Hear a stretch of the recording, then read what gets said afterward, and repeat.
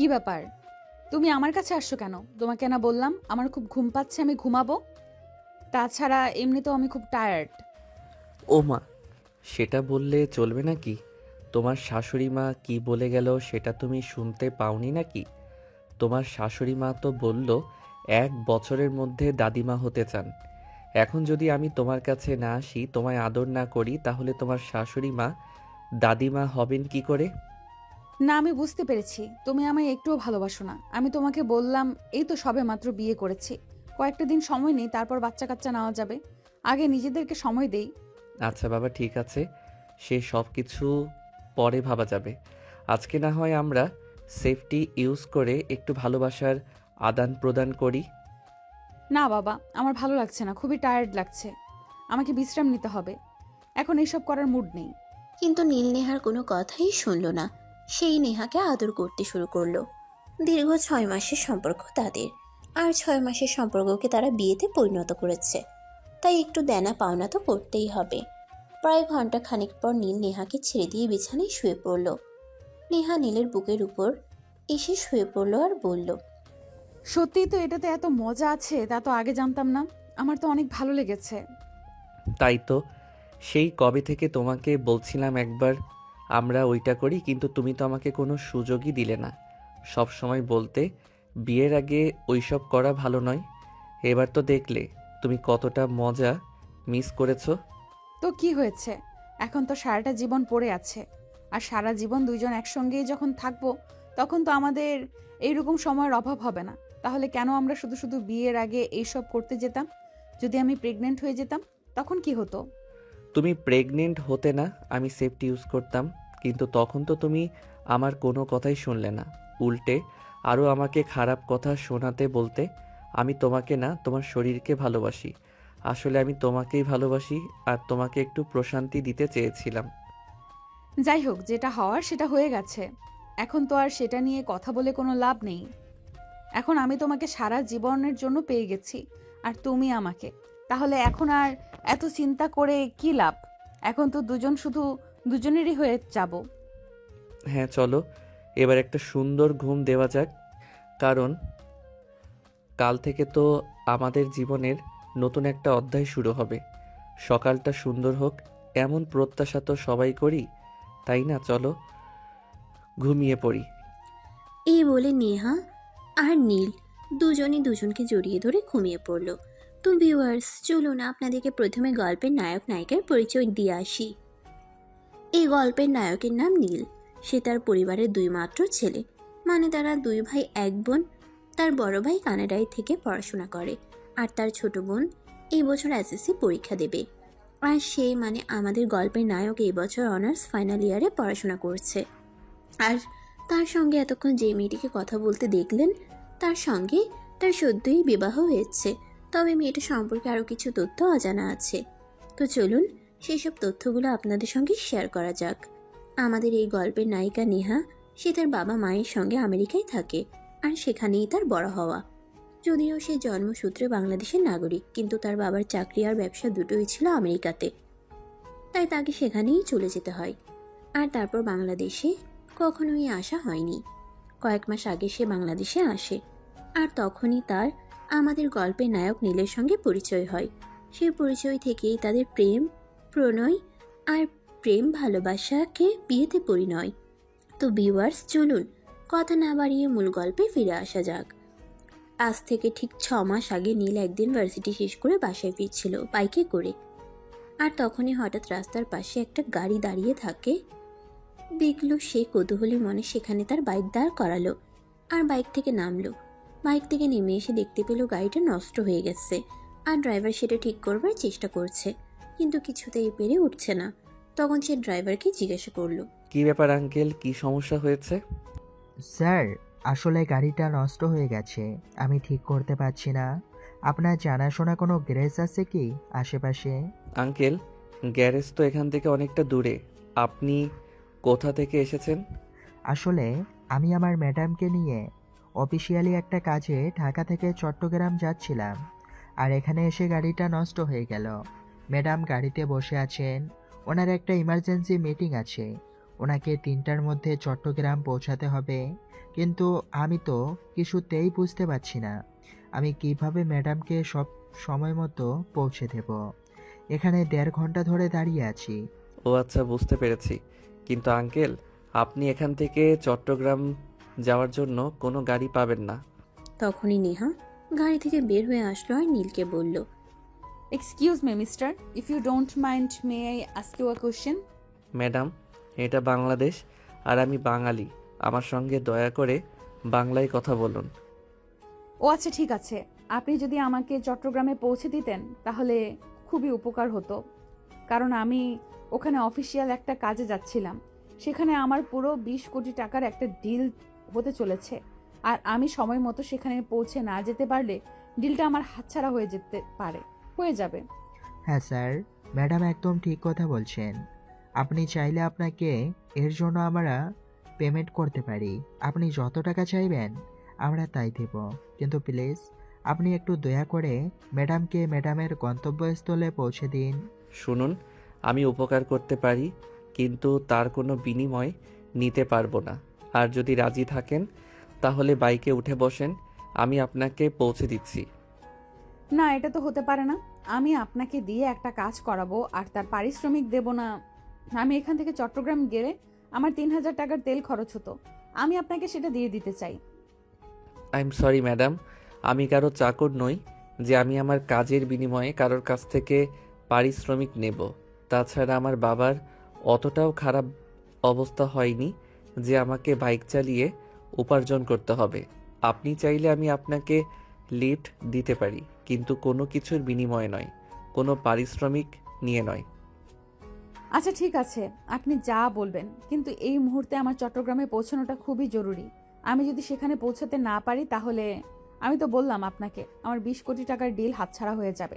ঠিক আছে, তাহলে এই নিন, হেলমেটটা পরে নিন আর আমার পিছনে উঠে বসুন। আর একটা কথা, এখান থেকে তো চট্টগ্রাম অনেকটা দূর। আপনি আমার পিছনে এভাবে বসে থাকতে পারবেন তো? তা না হলে আমার ধরে বসতে পারেন। কোনো প্রবলেম নেই, আমি পারবো। আপনি বাইক স্টার্ট করুন, আমার হাতে আর বেশি সময় নেই, আমাকে দ্রুত পৌঁছাতে হবে। নীল তখন আর কোনো কথা না বলে বাইক স্টার্ট করলো, গাড়ি চালাতে থাকলো। তখনই হঠাৎ পিছন থেকে নেহা বলল, আরে ভাই, আপনি এত আস্তে আস্তে গাড়ি চালাচ্ছেন কেন? একটু তাড়াতাড়ি চালান না। আমার হাতে তো বেশি সময় নেই, আমাকে সময় মতো পৌঁছাতে হবে। তা না হলে তো আমি মিটিং অ্যাটেন্ড করতে পারবো না। আকাশ পথ নয় যে আমি আপনাকে উড়িয়ে নিয়ে যাব। এখানে অ্যাক্সিডেন্ট হতে পারে, সো আপনি মুখটা বন্ধ করে বসুন। আমি বাইক চালাচ্ছি, তা না হলে কিন্তু আমি আপনাকে নামিয়ে দিব, বলে দিলাম। শুনুন, একটা কাজ করা যেতে পারে। আপনি পেছনে বসুন, আমি বাইক চালাচ্ছি। আমার তো সময় মতো পৌঁছাতে হবে। সমস্যা নেই, আমি বাইক চালাতে পারি। আপনার কি মাথা খারাপ হয়েছে? আপনার মতো একটা মেয়েকে আমি বাইক চালাতে দেব? কখনোই না। আমি আমার বাইকে কোনো মেয়েকে কোনো দিন বসতে পর্যন্ত দেইনি। আপনি বিপদে পড়েছেন বলে আপনাকে একটু হেল্প করতে চাইলাম, আর আপনি কিনা এখন আমাকে আপনার প্যাসেঞ্জার বানাতে চাইছেন। দেখুন, আমি আপনাকে কথাটি সেভাবে বলিনি। আসলে আমার তো সময়টা চলে যাচ্ছে, তাই আমাকে দ্রুত পৌঁছাতে হবে, তাই আপনাকে বললাম। তাছাড়া আপনি চিন্তা করছেন কেন? আমি বাইক চালাতে পারি, কোনো প্রবলেম হবে না। প্লিজ আপনি পিছনে বসুন। ঠিক আছে, রাস্তায় এত জোরে বাইক চালাতে আমার ভয় লাগে।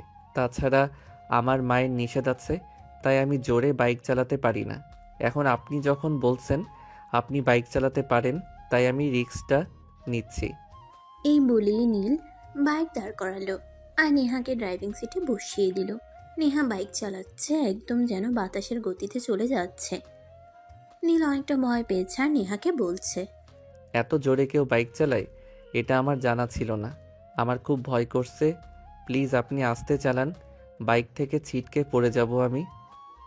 আপনি আমাকে একটু ধরে বসুন, কিন্তু কিছু করার নেই, আমাকে টাইমলি পৌঁছাতে হবে। প্লিজ আপনি আমাকে ধরে বসুন, আমি কিছুই মনে করব না। কিন্তু নেহাকে নীল কোনোভাবে স্পর্শ করতে চাইছিল না। হাজার হোক নেহা একটা অপরিচিত মেয়ে মানুষ, তাকে এভাবে সুযোগ পেয়ে স্পর্শ করাটা একদমই উচিত বলে সে মনে করেনি। তাই সে দূরেই বসেছিল, কিন্তু নেহার বাইকের স্পিড কিছুতেই কম ছিল না। তাই নীল তাকে বলল, প্লিজ আপনি আপনার বাইকের স্পিড একটু কমান, আমার খুব ভয় লাগছে। আমি পড়ে যাব। আপনি এখনো দূরে বসে আছেন কেন? আপনাকে তো বললাম আপনি আমাকে ধরে বসুন, কিচ্ছু হবে না। দেখুন, আমার হাতে মাত্র 20 মিনিট সময় আছে। তবে আমাদের পৌঁছাতে এখনো প্রায় 20 কিলোর বেশি রাস্তা বাকি আছে। আমি কিভাবে পৌঁছাবো সেটাই বুঝতে পারছি না। আপনি প্লিজ কথা না বলে আমাকে ধরে বসুন। নীল তখন কোনো উপায়ন্তর না পেয়ে নেহাকে জড়িয়ে ধরে বসলো। এই প্রথমবার তার বাইকে কোনো মেয়ে মানুষ উঠেছে, তাও আবার বাইক চালাচ্ছে। আর নীল পেছনে বসে মেয়েটাকে জড়িয়ে ধরেছে। নেহাকে স্পর্শ করতেই তার শরীরটা কেমন জানি করে উঠল।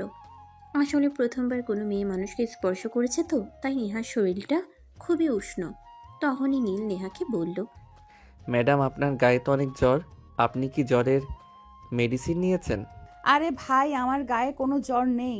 আমার শরীরের টেম্পারেচারই এরকম। তাছাড়া মেয়েদের শরীরের তাপমাত্রা এরকমই থাকে। কেন, আপনি কি কখনো আপনার গার্লফ্রেন্ডকে স্পর্শ করেননি? গার্লফ্রেন্ড? তাও আবার আমার?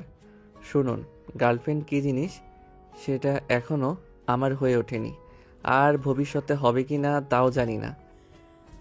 ও আচ্ছা, ঠিক আছে, বুঝতে পেরেছি, এই ব্যাপার তাহলে। সমস্যা নেই, আপনি আমাকে ধরে বসুন, না হলে কিন্তু পড়ে যাবেন। এই বলে নেহা বাইকের স্পিড আরও বেশি বাড়িয়ে দিল। নীল ভয়ে থরথর করে কাঁপছে। এই বুঝি সে বাইক থেকে ছিটকে পড়ে গেল।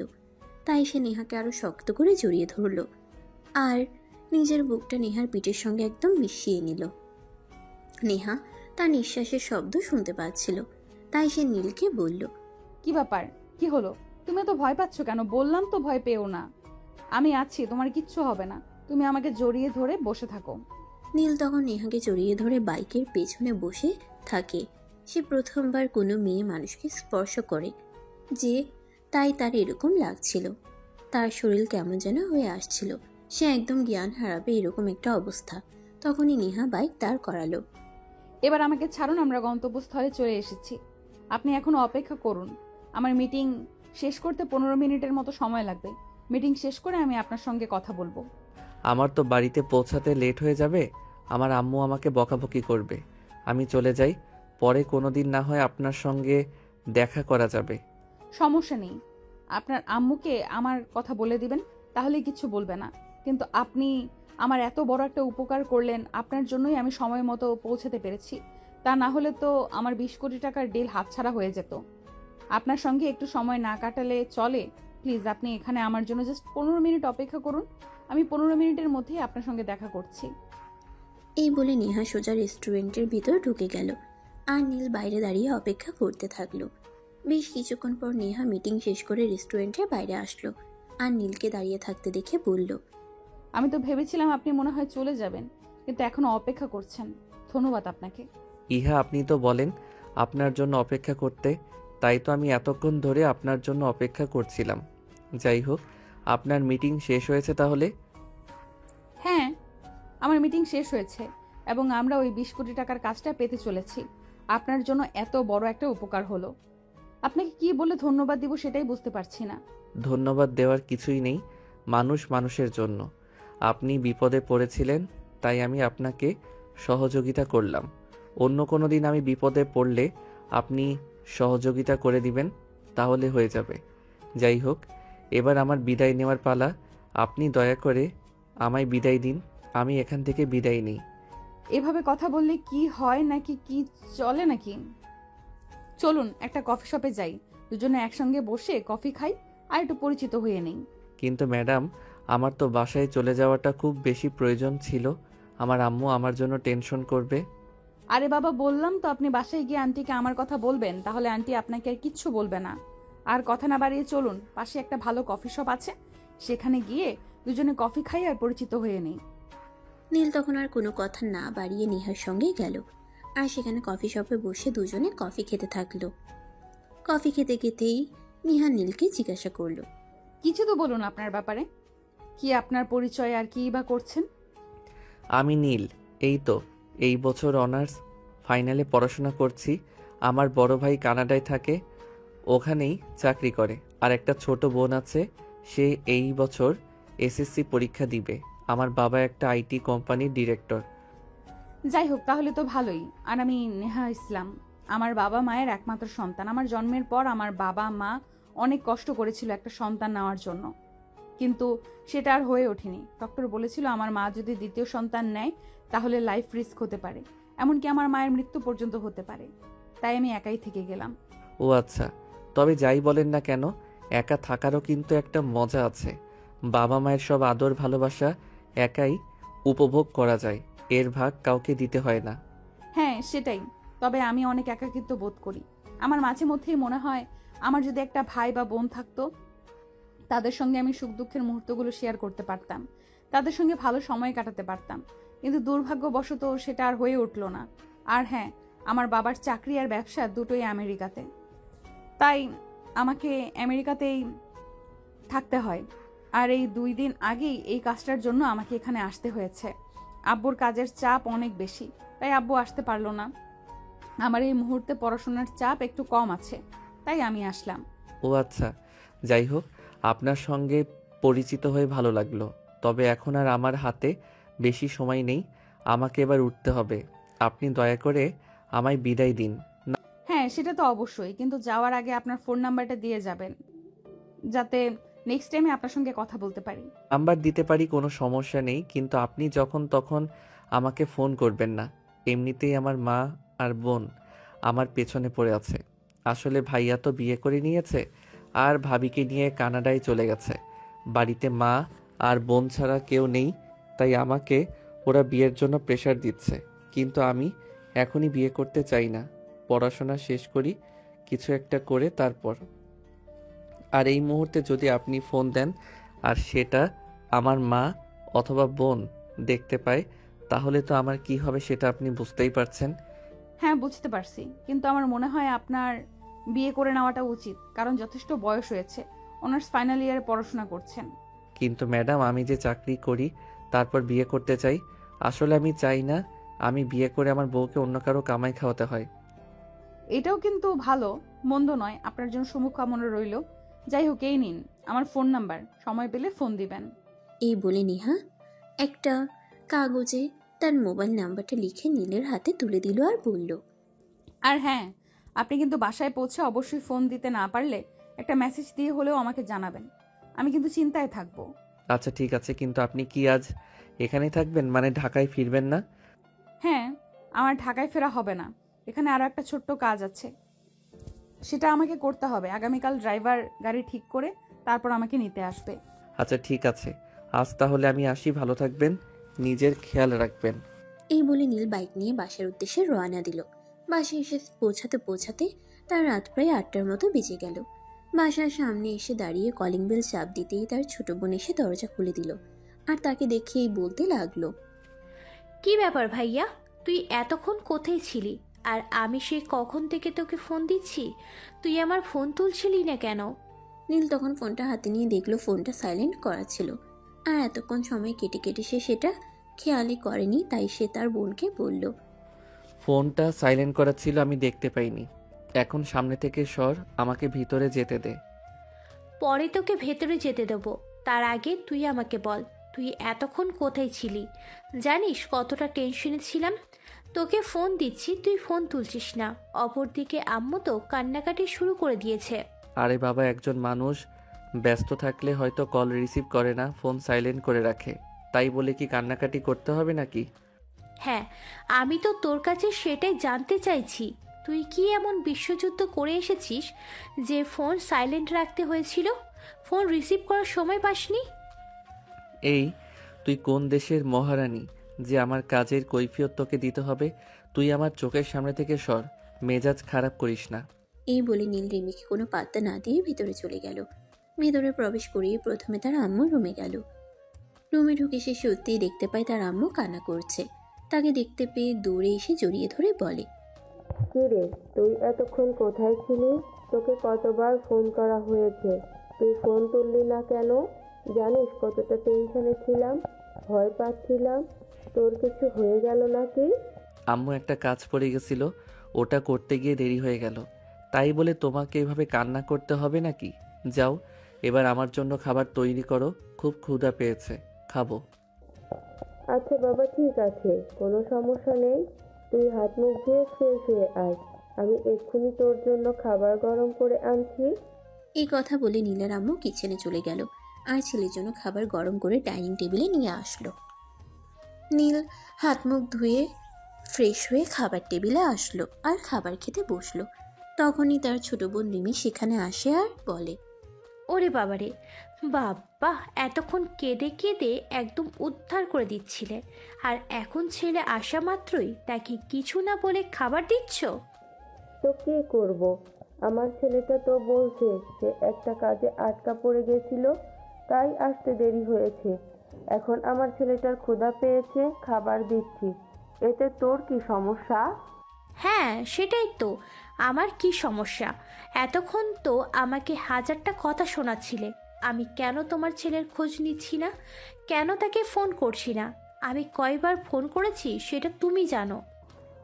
এই আমার ছেলে চলে এসছে, এখন আর আমার কোনো চিন্তা নেই। তুই এখন এখান থেকে যা, আমার ছেলেটাকে শান্তি মতো খাবার খেতে দে, তা না হলে কিন্তু ভালো হবে না বলে দিলাম। হ্যাঁ সেটাই তো, এখন তো তোমার ছেলে চলে এসেছে, এখন তো আমি খারাপ হয়ে গেলাম। ঠিক আছে, কোনো সমস্যা নেই, আমি কোনো কথা বলবো না, চলে যাচ্ছি। তুই এখনো এখানে দাঁড়িয়ে আছিস কেন?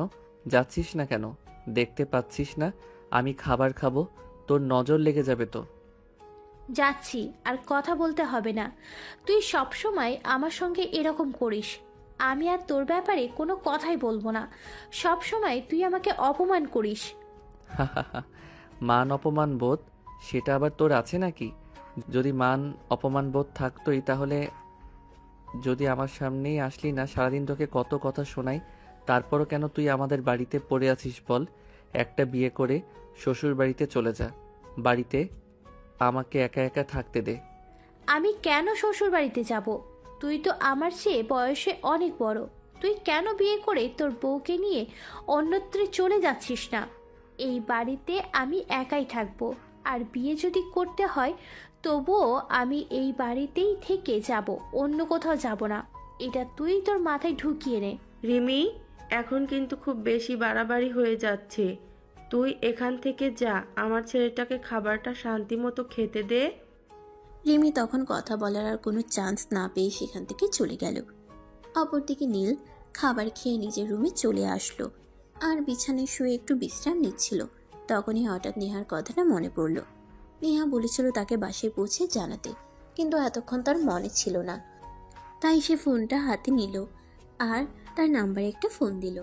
দুইবার রিং হতেই নেহা কলটা রিসিভ করলো আর রিসিভ করে সঙ্গে সঙ্গেই বলল, তুমি বাসায় পৌঁছেছো? তুমি বাসায় পৌঁছেছো? আমি তো এতক্ষণ ধরে তোমার ফোনের জন্যই অপেক্ষা করছিলাম। আমি তো অনেকক্ষণ আগেই বাসায় পৌঁছে গেছি, কিন্তু আপনি জানলেন কি করে আমি আপনাকে ফোন করেছি? আমি তোমাকে যে নাম্বারটা দিয়েছিলাম এটা আমার পার্সোনাল নাম্বার। এই নাম্বারে কখনোই কেউ ফোন করে না, তাই তুমি প্রথমবার ফোন করাতেই আমি বুঝে গেছি এটা তোমার ফোন নাম্বার ছিল। আচ্ছা যাই হোক, কি করছিলেন আপনি? আমি আবার আপনাকে অসময়ে বিরক্ত করলাম না তো? আরে না বাবা, একদমই না। তুমি আমাকে কেন বিরক্ত করতে যাবে? তোমাকে তো আমি নিজেই বলেছিলাম আমাকে ফোন করতে। রাতের খাবার খেয়েছো? হ্যাঁ, এই তো সবেমাত্র রাতের খাবার খেয়ে রুমে আসলাম, এখনই ঘুমাবো।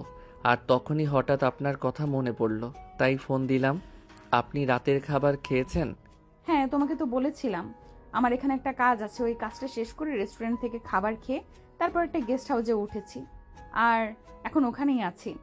ঠিক আছে, তাহলে আমি রাখি। আপনার তো সারাদিন অনেক পরিশ্রম হয়েছে, এখন আপনার বিশ্রাম নেওয়া প্রয়োজন। আপনি বিশ্রাম করুন, আমিও ঘুমাবো। সকালে আবার ভার্সিটি যেতে হবে, ইম্পর্টেন্ট ক্লাস আছে। আচ্ছা ঠিক আছে, তাহলে আমি রাখছি, সকালে ফোন দিব। ফোনটা তোমার কাছে রেখো। অতঃপর দুজন দুজনের কাছ থেকে বিদায় নিয়ে ফোন কেটে দিল। পরদিন সকালবেলা আনুমানিক 7টা বাজে। তখনই হঠাৎ ফোনে রিংটোনের আওয়াজ শোনা গেল। নীল ফোনটা হাতে নিয়ে দেখলো নেহার নাম্বার থেকে ফোন এসেছে, তাই সে ফোনটা রিসিভ করলো। আসসালামু আলাইকুম অ্যান্ড গুড মর্নিং। ওয়ালাইকুম আসসালাম, গুড মর্নিং। কি অবস্থা, কেমন আছেন আপনি? এই তো আল্লাহর অশেষ সহমতে ভালোই আছি। এখনো পর্যন্ত তোমার কি অবস্থা? তুমি কেমন আছো? ঘুম থেকে উঠেছো নাকি এখনো বিছানায় শুয়ে শুয়ে ঘুমাচ্ছ? এখনো বিছানায় শুয়েছিলাম, কিন্তু আপনার ফোনের রিংটং শুনে ঘুমটা ভেঙে গেল। এখন ঘুম থেকে উঠে যাব। আমি তো সবসময়ই শুনে এসেছি বাঙালিরা সকাল সকাল ঘুমায় আর সকাল সকাল ঘুম থেকে ওঠে। কিন্তু এখন তো বেলা 7টা বেজে গেছে, আর তুমি এখনো ঘুম থেকে উঠলে না।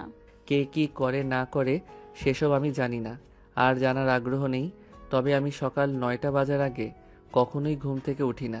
এটা আমার ছোটবেলা থেকে অভ্যাস, যার কারণে আমি মর্নিং স্কুলে পড়াশোনা করতে পারতাম না। আচ্ছা ঠিক আছে, ভালো থেকো, রাখছি তাহলে। আমাকে আবার কিছুক্ষণের মধ্যেই ঢাকা ফিরতে হবে। তাছাড়া আমার আব্বু ফোন করেছিল, আমাকে সপ্তাহখানেকের মধ্যেই বাংলাদেশের কাজ শেষ করে আমেরিকায় ফিরে যেতে হবে। আচ্ছা ঠিক আছে, রাখি তাহলে। আপনার সঙ্গে নেক্সট টাইম কথা হবে। ভালো থাকবেন। অতঃপর নীল আর নেহা কথা বলা শেষ করে ফোনটা কেটে দিল। এদিকে নেহা নিজের কাজকর্ম শেষ করে ড্রাইভারকে ফোন করলো। আসসালামু আলাইকুম আঙ্কেল, আমার কাজ শেষ হয়ে গেছে, আপনি চলে আসুন। ম্যাডাম, আমি তো 10 মিনিট আগেই এখানে চলে এসেছি। আপনার জন্যই অপেক্ষা করছিলাম। আপনি বাইরে আসেন, আমি গাড়িতে আছি। ঠিক আছে, আপনি জাস্ট 2 মিনিট ওয়েট করুন, আমি এক্ষুনি আসছি। আর হ্যাঁ, এবার তো আর গাড়ি নষ্ট হবে না। এবার কিন্তু গাড়ি নষ্ট হলে কোনো উপায় নেই, সেটা মাথায় রাখবেন। না ম্যাডাম, চিন্তার কোনো কারণ নেই। আমি গাড়ি ঠিকমতো চেক করে নিয়ে যে কোনো প্রবলেম হবে না। আপনি চলে আসুন। 2 মিনিটের মধ্যেই রেহা রওনা দিল, আর ঢাকায় এসে পৌঁছাতে তার প্রায় দুপুর 12টা বেজে গেল। নেহা অফিসে কাজ করছে, তখনই হঠাৎ তার নীলের কথা মনে পড়ল। নীল তো এতক্ষণে হয়তো ভার্সিটি থেকে বের হয়েছে, তাই সে নীলকে ফোন করলো। দুবার রিং হওয়ার পর নীল ফোনটা রিসিভ করলো আর বলল, কি ব্যাপার ম্যাডাম, এই তো সকালবেলা কথা বললেন, তাহলে এখন আবার ফোন দিলেন কেন? ফোন করেছি তোমাকে একটা কথা বলার জন্য। আমি সেই শুরু থেকে তোমাকে তুমি তুমি করে বলে যাচ্ছি, কিন্তু তুমি আমাকে বরাবরই আপনি আপনি করে বলছো কেন বলো তো? কারণ আমরা বাঙালি সহজে কোনো মানুষকে আপন করে নিতে পারি না। তাছাড়া অপরিচিত কাউকে আমরা আপনি বলেই সম্বোধন করি। কেন, কোনো সমস্যা আছে নাকি? হ্যাঁ অবশ্যই সমস্যা আছে। তোমাকে দেখে মনে হয় তুমি আমার সমবয়সী হবে। আমি তোমাকে তুমি তুমি করে বলছি, তাহলে তুমি কেন আমাকে আপনি আপনি করে বলবে? আপনি আপনি করে কথা বলাটা একদমই আমার ভালো লাগছে না। তুমি আমাকে তুমি করে বলবে। আরে ম্যাডাম, এসব আপনি কি বলছেন? আমি আপনাকে তুমি করে বলতে পারবো না। আমি আজ পর্যন্ত আমার কোনো মেয়ে বান্ধবীকেও তুমি করে বলি না। আর সেখানে আপনি কি না অপরিচিত একটা মেয়ে, তাকে আমি তুমি করে বলবো? কখনোই না। তোমাকে বলতে হবে। আমি যদি তোমার সমবয়সী একটা মেয়ে হয়ে তোমাকে তুমি করে বলতে পারি, তাহলে তুমি একটা ছেলে হয়ে কেন আমাকে তুমি করে বলতে পারবে না? এটার কোনো উত্তর কি তোমার কাছে আছে? হ্যাঁ অবশ্যই, কারণ আমরা দুজন দুই রকম কালচারে বড় হয়েছি। তুমি আমেরিকান কালচারে আর আমি বাংলাদেশি কালচারে। দুই দেশের কালচারের মধ্যে অনেক তফাৎ আছে, যেগুলো হয়তো তোমার চোখে পড়ে না, কিন্তু আমার চোখে পড়ে। আমি অত কিছু জানি না, আর জানতেও চাই না। তুমি আমাকে তুমি করে বলবে কি বলবে না সেটা বলো। আচ্ছা ম্যাডাম দেখুন, আমি আপনার আপন কেউ নাই বা সেরকম পরিচিত কেউ নই যে আপনাকে আমার তুমি করে বলতে হবে। তাহলে আপনি এভাবে আমাকে কেন জোর করছেন আপনাকে তুমি করে বলতে? কারণ তোমাকে আমার ভালো লেগেছে। আমার মনে হয় তুমি আর 5টা ছেলের মতো নও। তুমি কত সহজে সেদিন আমাকে চট্টগ্রাম পৌঁছে দিলে। অন্য কোনো ছেলে হলে আমার কাছ থেকে এইটুকু কাজের জন্য অনেকটা পারিশ্রমিক চাইতো, কিন্তু তুমি সেটা চাওনি। দেখুন ম্যাডাম, আমার এতটাও খারাপ দিন আসেনি যে আপনার কাছ থেকে আমাকে পারিশ্রমিক নিতে হবে। আমার বাবার যথেষ্ট টাকা পয়সা আছে, তাই এইটুকু কাজের জন্য আপনার কাছ থেকে পারিশ্রমিক নেওয়ার কোনো প্রয়োজন আমার নেই। বাদ দাও সেসব কথা। আমি তোমার কাছে যে কথা জানতে চেয়েছি সে কথার উত্তর দাও। তুমি আমাকে তুমি করে বলবে কিনা সেটাই বলো। আমি বুঝতে পারছি না, ছোট্ট একটা কথার জন্য আপনি এভাবে পেড়াপিড়ি কেন করছেন? কেন এরকম জোর জবরদস্তি করছেন? আমি সোজা কথা বলতে চাই। আমি তোমার সঙ্গে বন্ধুত্ব করতে চাই। তুমি কি আমাকে নিজের বন্ধু হিসাবে একসেপ্ট করতে পারবে? বন্ধু হতে চান সেটা তো বেশ ভালো কথা, তবে অনলি ফ্রেন্ডের বেশি কিছু নয়। আচ্ছা ঠিক আছে, কোনো সমস্যা নেই। তুমি আমার শুধু বন্ধু হয়েই থেকো। কারণ তোমাকে কেন জানি না প্রথম দেখাতেই আমার ভালো লেগেছে, আর মনে হয়েছে তুমি খুবই ভালো একটা ছেলে। তাই তোমার সঙ্গে বন্ধুত্বের সম্পর্ক করতে চাই। তবে অনলি ফ্রেন্ড, এর বেশি কিন্তু কিছু নয়। আচ্ছা ঠিক আছে, তাহলে আজ থেকে আমরা বন্ধু। আর বন্ধুকে তুমি করে বলা যেতেই পারে। তাহলে আজ থেকে আমি তোমাকে তুমি করেই বলবো। এবার তো তুমি খুশি? হ্যাঁ অবশ্যই খুশি, আর অনেক খুশি। তোমাকে অসংখ্য ধন্যবাদ এইভাবে এত সহজেই আমার বন্ধুত্বের প্রপোজাল একসেপ্ট করার জন্য। তোমার কি ভার্সিটি ছুটি হয়ে গেছে? হ্যাঁ, এই তো ছুটি হয়ে গেছে, এখনই ভার্সিটি থেকে বের হব। কেন বলুন তো? আসলে আজ বিকেলে একবার আমি তোমার সঙ্গে দেখা করতে চাই, তাই জিজ্ঞেস করছিলাম আর কি। তুমি কেন আমার সঙ্গে দেখা করবে? এই তো গতকালকেই তোমার সঙ্গে আমার পরিচয় হলো, আর এখনই তুমি আমার সঙ্গে দেখা করতে চাইছো? বিষয়টা ঠিক আমার ভালো লাগছে না। একটু খুলে বলো তো কি সমস্যা তোমার? আরে বাবা, তুমি আমাকে এভাবে কেন বলছো? তুমি না আমার বন্ধু। বন্ধুর সঙ্গে কেউ এভাবে কথা বলে নাকি? আমি তোমার সঙ্গে দেখা করতে চাই, এখন তুমি আমার সঙ্গে দেখা করবে কিনা সেটাই বলো। গতকালকের রাত করে বাড়িতে ফিরেই আমাকে কথা শুনতে হয়েছে। এখন যদি আজ আবার আমি দেরি করে বাড়িতে ফিরি, তাহলে তো আমার অবস্থা কাহিল হয়ে যাবে। ওকে, প্রবলেম নাই। তোমার বাড়ির অ্যাড্রেস দাও, আমি তোমার বাড়িতেই চলে আসব। তারপর দেখি কে কি করে আর কে কি বলে। আমি কারোর পরোয়া করি না। আরে এসব কি বলছো তুমি? তোমার কি মাথা খারাপ হয়ে গেছে নাকি? আচ্ছা ঠিক আছে, সমস্যা নেই, আমি নিজেই তোমার সঙ্গে দেখা করছি। কিন্তু তোমাকে আমার বাসায় আসতে হবে না। নতুন করে কোনো ঝামেলায় পড়তে চাই না আমি। না, আমি তোমার কোনো কথাই শুনবো না। আমি যখন তোমাকে বলেছি আমি তোমার সঙ্গে দেখা করতে চাই, তোমার সঙ্গে আমি দেখা করব, এবং সেটা তোমার বাড়িতে। তুমি এক্ষুনি আমাকে তোমার বাড়ির ঠিকানা দেবে। নীল তখন নেহাকে কোনোভাবেই তার বাড়ির ঠিকানা দিতে চাইছিল না, কিন্তু নেহার জোড়াজুড়িতে সে তার বাড়ির ঠিকানা দিতে বাধ্য হলো। নীল ভার্সিটি শেষ হলে বাড়িতে এসে খাওয়া দাওয়া করে বিছানায় শুয়ে বিশ্রাম নিচ্ছিল। তখন সন্ধ্যা হবে হবে এমন সময় কলিং বেলের আওয়াজ শোনা গেল। নীল সেটা রুম থেকে শুনছিল, কিন্তু সে রুমে শুয়েছিল। সে ভাবতে পারছিল না এই অসময়ে কে এসেছে। তখনই তার ছোট বোন রিমি গিয়ে দরজা খুলে দেয়। রিমিকে দেখতে পেয়ে নেহা বলে, এটা নীলদের বাড়ি তো? মানে আমি কি ঠিক জায়গায় এসেছি তো?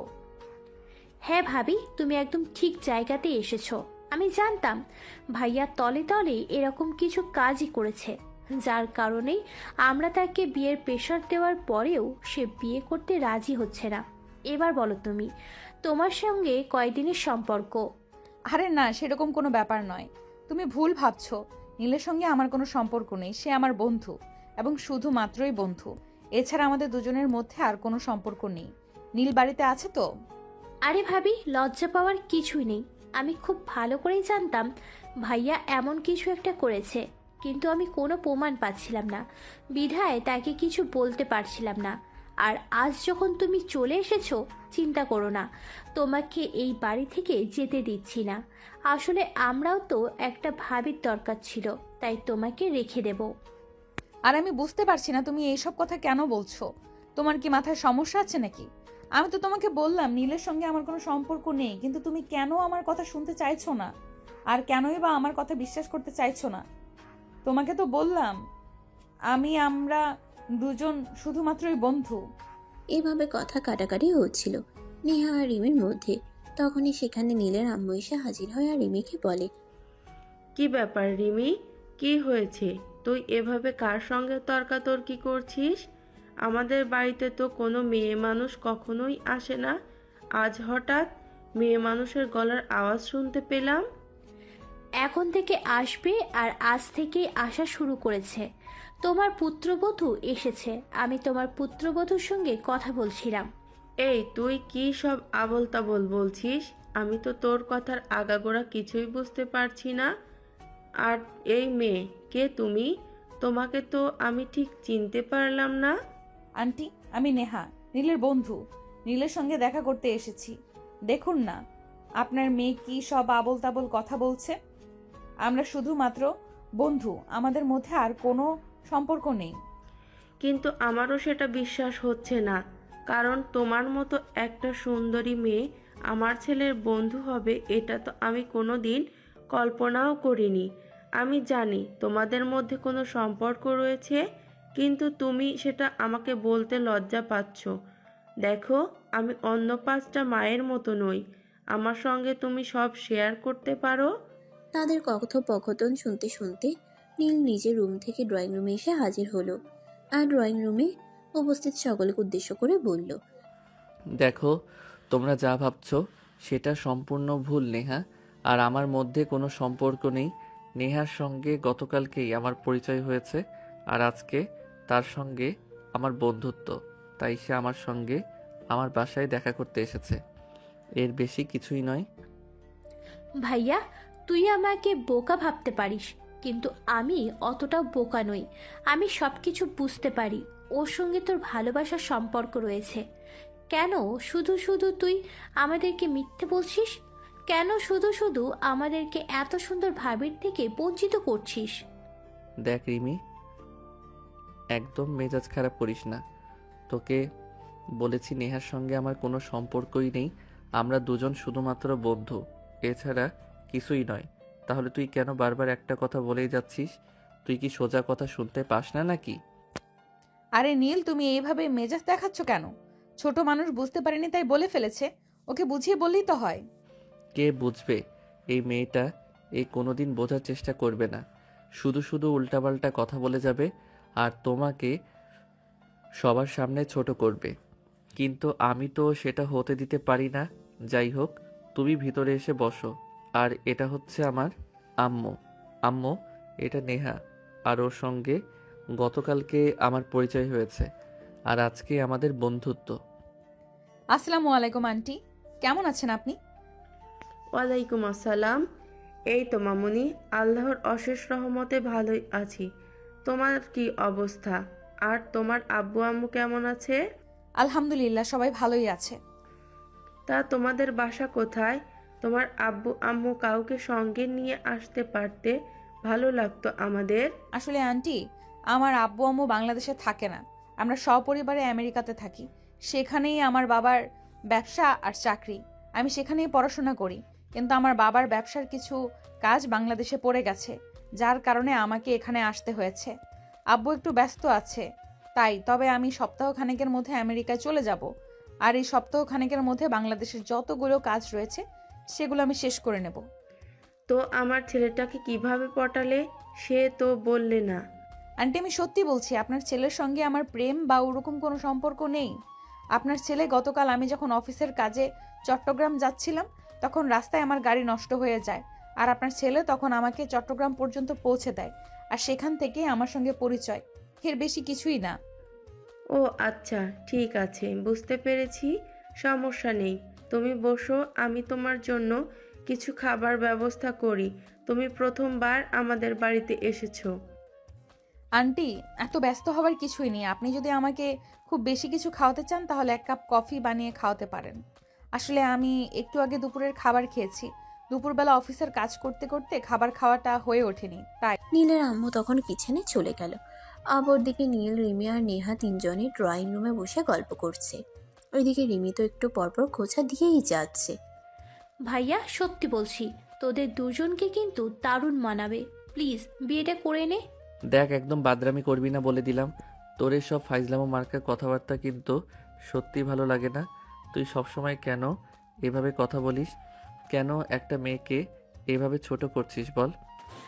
আমি আবার কি করলাম? আমি তো তোকে এটাই বললাম যে তোদের দুজনকে একসঙ্গে দারুণ মানাবে, কারণ তোর বন্ধু কিন্তু দেখতে যথেষ্ট সুন্দরী। হ্যাঁ, সেটা আমি খুব ভালো করেই জানি যে আমার বন্ধু দেখতে যথেষ্ট সুন্দরী, কিন্তু তার মানে এই নয় যে তার সঙ্গে আমাকে রিলেশনে যেতে হবে বা বিয়ে করতে হবে। রিলেশনে গেলে বা বিয়ে করলে তো সমস্যাটা কোথায়? সুন্দর বন্ধু, দেখতে যথেষ্ট সুন্দরী, শিক্ষিত এবং ম্যাচিওর একটা মেয়ে। সত্যি বলছি, এখন কিন্তু তুই খুব বেশি বাড়াবাড়ি করছিস। মায়ের কিন্তু একটাও মাটিতে পড়বে না বলে দিলাম। সে আবার বাড়াবাড়ি কোথায় করলো? সে তো যা বলছে সত্যিই বলছে, আমিও কিন্তু তার সঙ্গে একমত। তুমি রাজি থাকলে আমি তোমায় বিয়ে করতে পারি। এই, তোমার কি মাথা খারাপ হয়ে গেছে? কোথায় তুমি আমেরিকার মতো উন্নত একটা দেশে বড় হয়েছো, আর আমি কোথায় বাংলাদেশে বড় হয়েছি? তোমার সঙ্গে কখনোই আমার মিলবে না, না তো মানসিকতা, না তো অন্য কিছু। সো এসব আজে বাজে কথা বলা দুজনেই বন্ধ করো। আজে বাজে কথা আবার আমি কোথায় আর কখন বললাম? আমি যা বলছি সত্যি কথাই বলছি। তুমি যদি রাজি থাকো তাহলে আমি তোমাকে বিয়ে করতে পারি, কারণ আমি ছোটবেলা থেকেই দেশের বাইরে বড় হলেও সব সময় আমার মন পড়ে থাকতো বাংলাদেশে। আমি ছোটবেলা থেকেই চাইতাম আমি বাংলাদেশে একটা ছেলেকে বিয়ে করব এবং বাংলাদেশ থেকে যাব। ওখানকার জীবন যাপন আমার খুব একটা ভালো লাগে না। হ্যাঁ ভাবি, তুমি একদম ঠিক কথাই বলেছ। তুমি কোনো টেনশন করো না, আমি আজকে আব্বু আম্মুর সঙ্গে তোমার ব্যাপারে কথা বলবো। ওরা যদি রাজি থাকে তাহলে ওদের দিয়ে তোমার আব্বু আম্মুর সঙ্গে কথা বলাবো। রিমি, তুই এখান থেকে যাবি? এখন কিন্তু আমার খুব বেশি মেজাজটা খারাপ হয়ে যাচ্ছে বলে দিলাম। এসব ফালতু কথা শোনার জন্য তুই এক্ষুনি এখান থেকে চলে যা। তুমি শুধু শুধু ওকে কেন মেজাজ দেখাচ্ছ? ও কি এমন ভুল কথা বলেছে? যা বলেছে তো ঠিকই বলেছে। আমার কিন্তু তোমাকে বেশ পছন্দ হয়েছে ছেলে হিসাবে, হোক বা অন্য কোনো কিছুতেই হোক, সব কিছুই তোমার ভালো লেগেছে। তুমি চাইলে সত্যিই আমি তোমাকে বিয়ে করতে চাই। আমার মনে হয় এবার তোমাকে আমার বাসা থেকে বিদায় নেওয়া উচিত, কারণ আমার বোনের সঙ্গে সঙ্গে তোমার মাথাও খারাপ হয়ে যাচ্ছে। তাই আমি চাই না আমার বোনের সঙ্গে সঙ্গে তুমিও এখান থেকে পাগলে পরিণত হও। তুমি আমাকে সর্বশেষ পাগলের উপাধি দিলে, এটা আমি কোনোদিন কল্পনাও করতে পারিনি। যাই হোক, তবে আমি তোমাকে শেষবারের মতো একটা কথা বলছি। তোমাকে আমার সত্যিই ভালো লেগেছে। তুমি রাজি থাকলে আমি সত্যিই তোমাকে বিয়ে করতে চাই। আর আমার ফ্যামিলি নিয়ে তোমার কোনো চিন্তা করতে হবে না। আমার ফ্যামিলি বরাবরই আমাকে স্বাধীনতা দিয়ে এসেছে। আমার ফ্যামিলি কখনোই আমার স্বাধীনতায় হস্তক্ষেপ করেনি। আর যদি এখন তাদের আমি বলি যে আমি একটা ছেলেকে ভালোবাসি, তাহলে কখনোই তারা দ্বিমত পোষণ করবে না। আমি নিজের লাইফের সিদ্ধান্ত নিজে নেওয়াতে তারা আরো বেশি খুশি হবে। এভাবেই কথা চলছিল তাদের তিনজনের মধ্যে।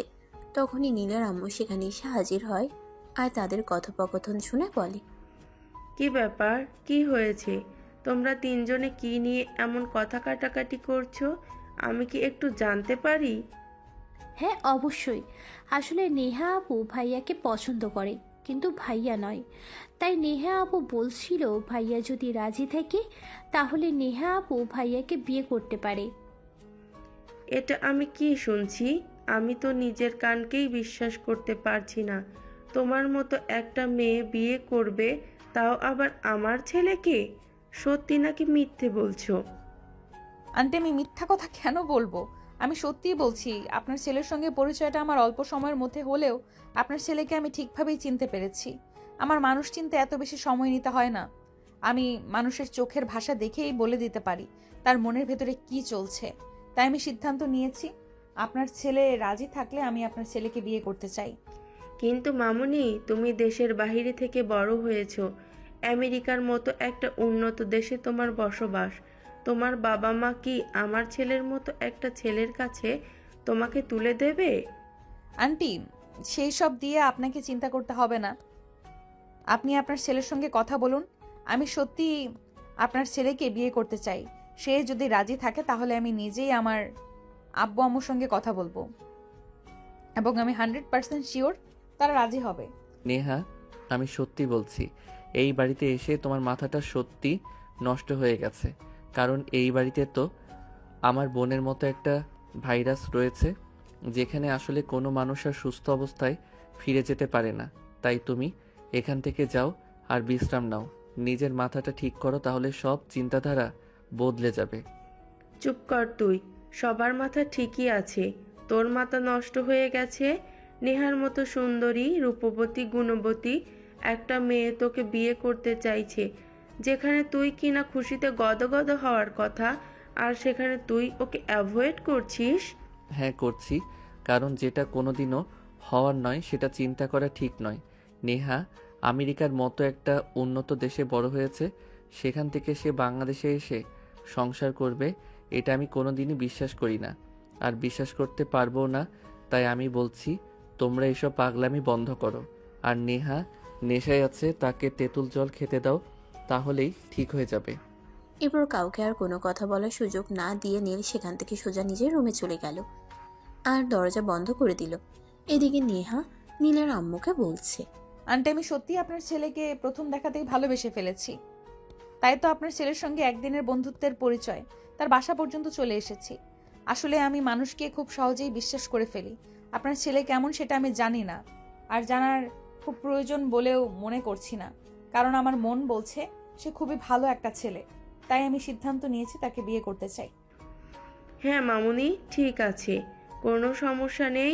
আমি খুব ভালো করে জানি জীবনে ভালোবাসা কখনো অনুমতি নিয়ে আসে না, কিংবা কোনো সময় সাপেক্ষ আসে না। ভালোবাসা যখন তখন হয়ে যায়। তোমার চিন্তার কোনো কারণ নেই। তুমি নিশ্চিন্তে বাসায় যেতে পারো, আমি দেখছি বিষয়টা। আমি 2 দিনের মধ্যেই তোমাকে রেজাল্ট জানাবো। ওই কথা শুনে নীলার আম্মুর কাছ থেকে বিদায় নিয়ে নেহা বাসে চলে গেল আর অপেক্ষা করতে থাকলো কখন নীলার আম্মু তাকে ফোন করে জানাবে। এদিকে নেহা চলে যাওয়ার পর নীলার আম্মু নিজের কাজকর্ম শেষ করে রাতে রান্না বান্না করে তারপর নীলের রুমে গেল। কি রে, কি ব্যাপার? কি সমস্যা তোর? তুই সেই কখন থেকে দরজা বন্ধ করে আছিস কেন? আমি যদি তোমাদেরকে কোনো কথা শোনাতে না পারি তাহলে আমি কি করব বলো? আমি তো তোমাদের কত করে বলছি তোমরা আমার কথা শোনো আর আমার কথা বোঝার চেষ্টা করো, কিন্তু তোমরা তো ঠিক করে নিয়েছো আমার কোনো কথাই শুনবে না। বোঝা তো অনেক দূরের কথা। দেখ, আমার কখনো এমন কিছু চাইবো না যেটা তোর ক্ষতি হবে। আমরা সব সময় তোর ভালোই চাই, আর তোর ভালোর জন্যই বলছি। নেহা মেয়েটা যথেষ্ট ভালো, আর সে তোকে বিয়ে করতে চায়। তাহলে ওকে বিয়ে করতে তোর সমস্যা কোথায়?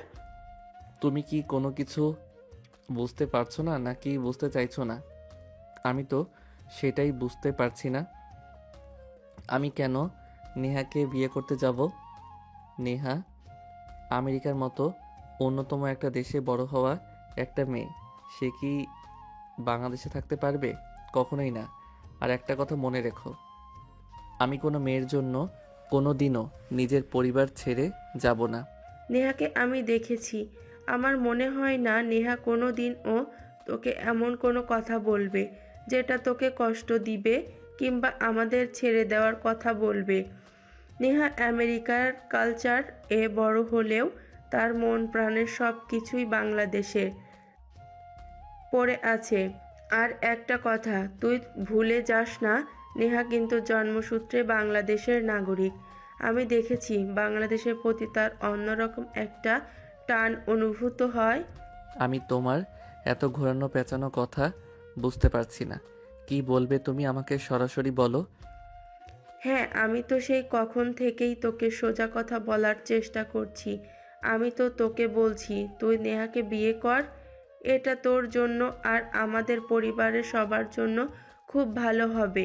তাই আমি তোকে রিকোয়েস্ট করছি। ঠিক আছে, কোনো সমস্যা নেই।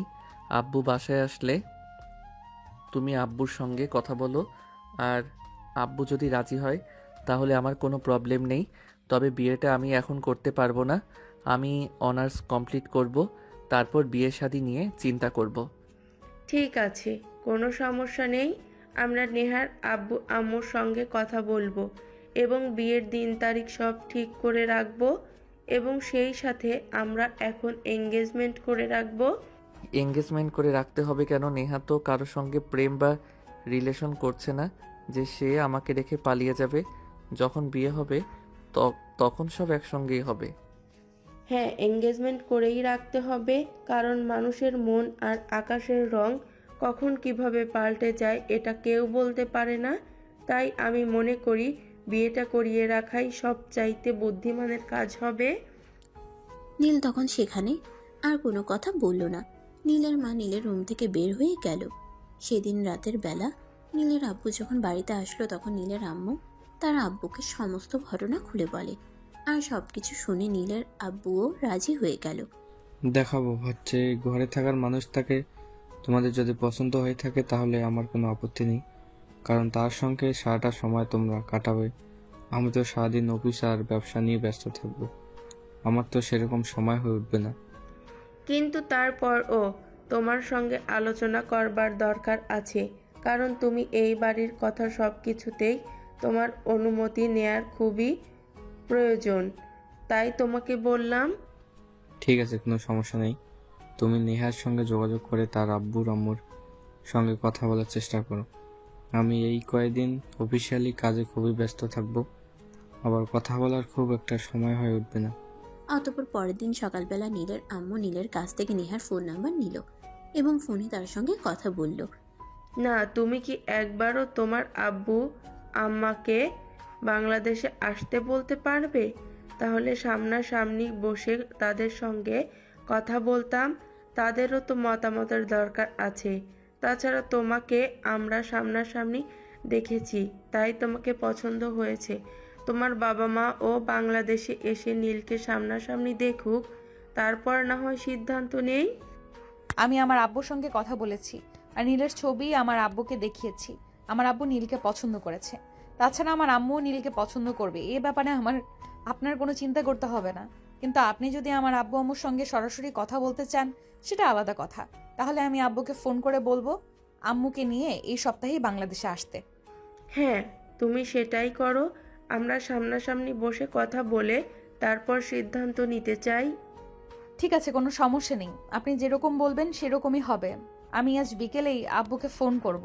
এখনই করতাম, কিন্তু এখন আব্বু অফিসে আছে, কাজে ব্যস্ত হয়তো, তাই এখন কথা বলা যাবে না। ঠিক আছে, কোনো সমস্যা নেই।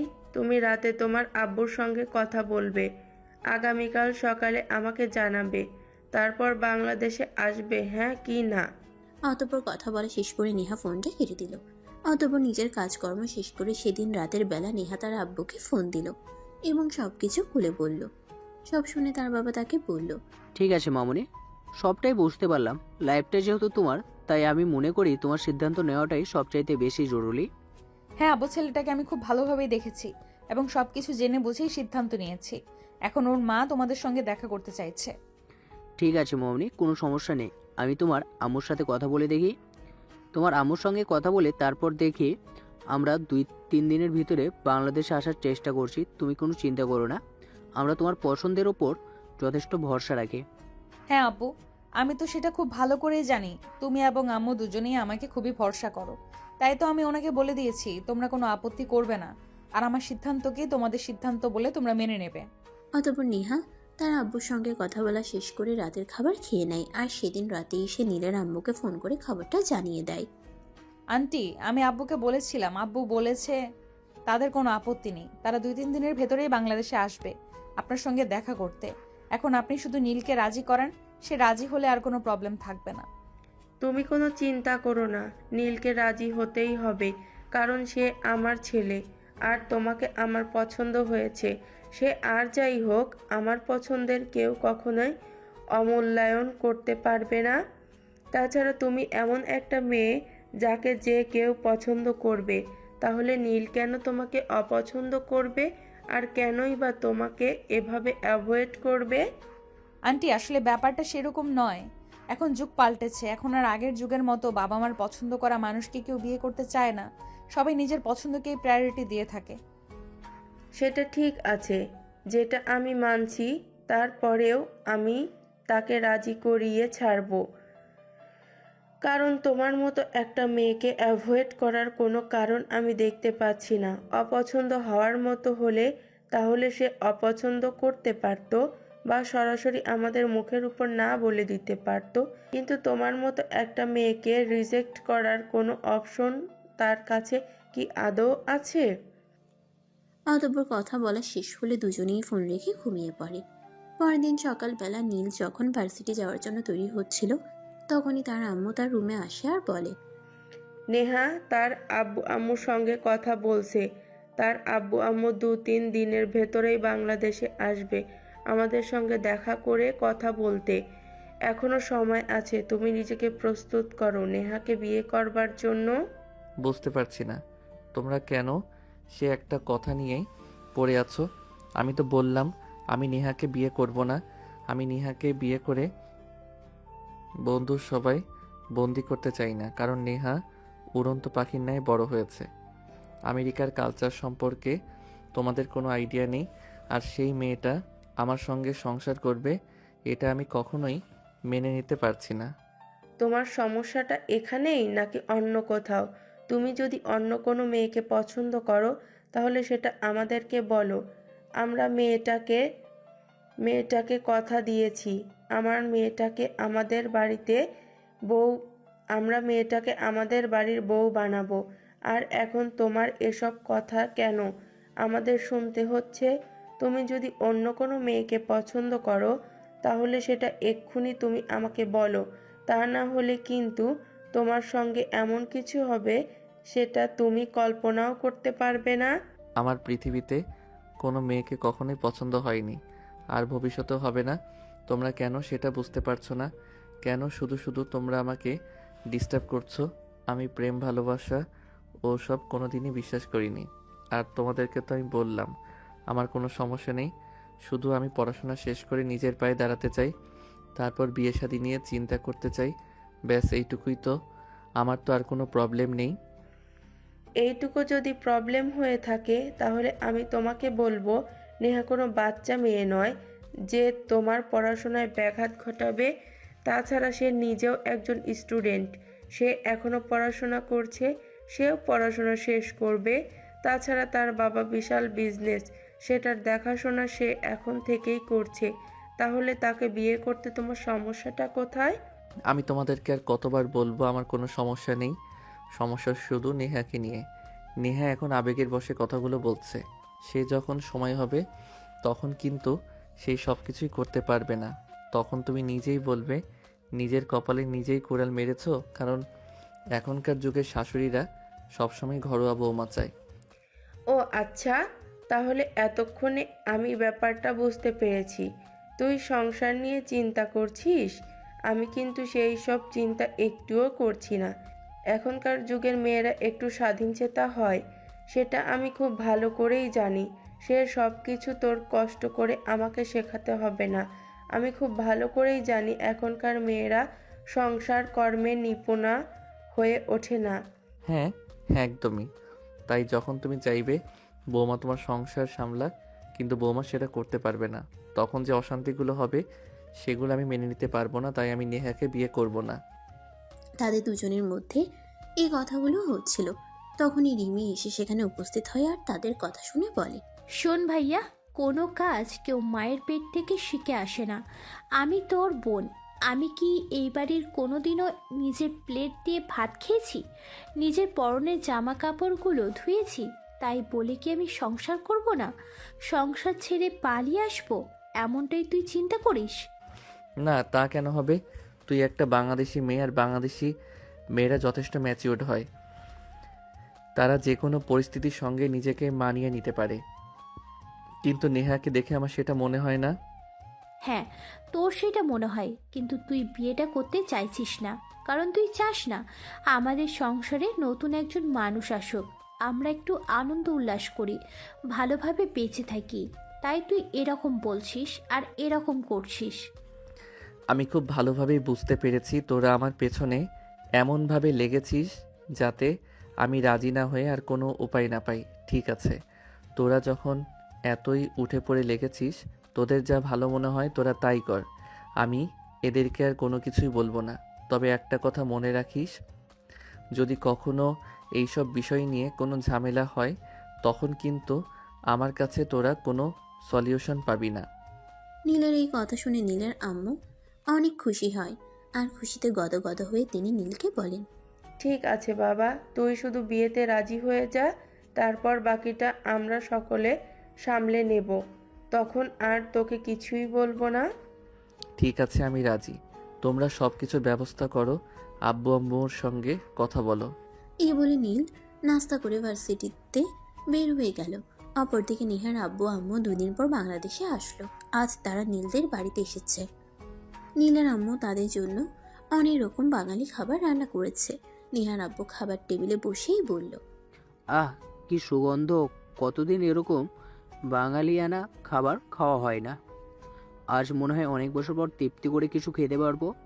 তুমি এমন করে বলছো যেন আমি তোমাকে কোনো কিছুই রান্না করে খাওয়াই না, আর আমার খাবার এখনো টেস্ট নাই। আরে তুমি রেগে যাচ্ছ কেন? আসলে তোমাদের মহিলাদের এই একটাই সমস্যা, একজনের সামনে অন্য আরেকজনের প্রশংসা করা যাবে না। তাহলে খেলনা হাতে আমি কি তোমাকে একেবারে বলেছি তোমার খাবার যথেষ্ট সুস্বাদু নয়? তোমার খাবারও যথেষ্ট সুস্বাদু, কিন্তু আমরা আমেরিকায় বসে বসে এমন বাঙালিয়ানা খাবার তো কখনোই খেতে পারি না। তাই এই খাবারগুলো আমাদের কাছে অমৃত মনে হয়। হয়েছে হয়েছে, এখন আর আমাকে পাম দিতে হবে না। আমি তো এতক্ষণে সত্যিটা জেনে গেছি, তাহলে আর আমার সামনে মিথ্যা বলে কি লাভ বলো? আরে বাবা ঠিক আছে, এভাবে ঝগড়া করার কি আছে? আসলে আপনারা দেশের বাইরে থাকেন, সেখানে হয়তো বাঙালিয়ানা খাবার তেমন একটা চলে না, তাই হয়তো ভাবি বাঙালিয়ানা খাবার খুব একটা রান্না করে না। তাই বলে কি এই জন্য ঝগড়া করতে হবে নাকি? এখন থেকে তো আমরা আত্মীয় হতে চলেছি। এখন থেকে আপনি প্রায়ই বাঙালিয়ানা খাবার খেতে পারবেন, সমস্যা নেই। হ্যাঁ আব্বু, আন্টি একদম ঠিক কথাই বলেছে।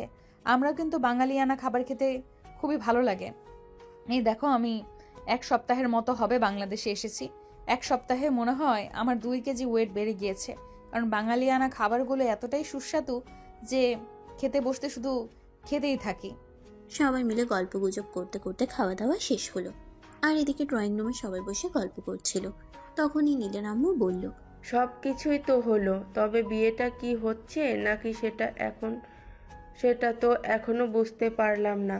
আপনারা প্লিজ কিছু বলুন, আমার তো আর সহ্য হচ্ছে না। কবে আমি আমার নেহামাকে আমার বাড়ির বৌমা করে আনবো? হ্যাঁ, আমিও তো এতক্ষণ ধরে সেটাই বলতে চাচ্ছিলাম। আসলে আপনার ছেলেকেও আমার খুব পছন্দ লেগেছে। তাছাড়া আমার মেয়ের পছন্দ বলে কথা কখনোই তো খারাপ হতে পারে না। আপনার চাইলে 2 দিনের মধ্যে আমরা বিয়ের কাজটা সেরে ফেলতে চাই। আসলে আমাকে তো আমেরিকায় ফিরে যেতে হবে। এখন তো আমার দায়িত্বটা আরও বেড়ে যাবে, কারণ এতদিন আমার মেয়ের ব্যবসা দেখাশোনা করতো, এখন তো আর মেয়ে পারবে না সেটা। সে ব্যাপারে আপনাকে কোনো চিন্তা করতে হবে না। নেহা আমাদের বাড়ির বউ হলে যখন তার যেখানে যাওয়ার ইচ্ছে করবে তখন সে সেখানেই যেতে পারবে। আমরা তাকে কখনোই কোনো কাজে বাধা দিব না। আলহামদুলিল্লাহ, আপনার কথা শুনে আমি অনেক খুশি হয়েছি। আপনার এই কথাটা যেন সারা জীবন চলমান থাকে, কারণ বিয়ের আগে মানুষ অনেক কথাই বলে, কিন্তু যখন একটা সম্পর্ক তৈরি হয়ে যায় তখন আর সেসব কথার কোনো ভ্যালু থাকে না। কিন্তু আমি যেটা বলি সেটাই করি। আমার কাজ আর কথার মধ্যে যদি কখনো কোনো তফাৎ দেখতে পান তাহলে সেটা বলবেন। আমি আপনাদের কথা দিলাম, নেহা বিয়ের আগে যেমন আপনাদের মেয়ে ছিল, বিয়ের পরেও ঠিক তেমনি থাকবে। আমি আমার ফ্যামিলি আর আমার ছেলে তাকে কখনোই কোনো কিছুতে বাধা দিব না।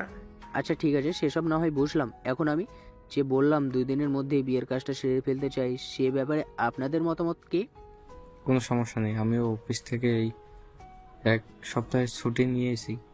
শরীরটা একটু খারাপ হয়ে যাচ্ছে, তাই আপনারা চাইলে 2 দিনের মধ্যে বিয়ের কাজটা সেরে ফেলা যাক। ঠিক আছে, তাহলে তাই হবে।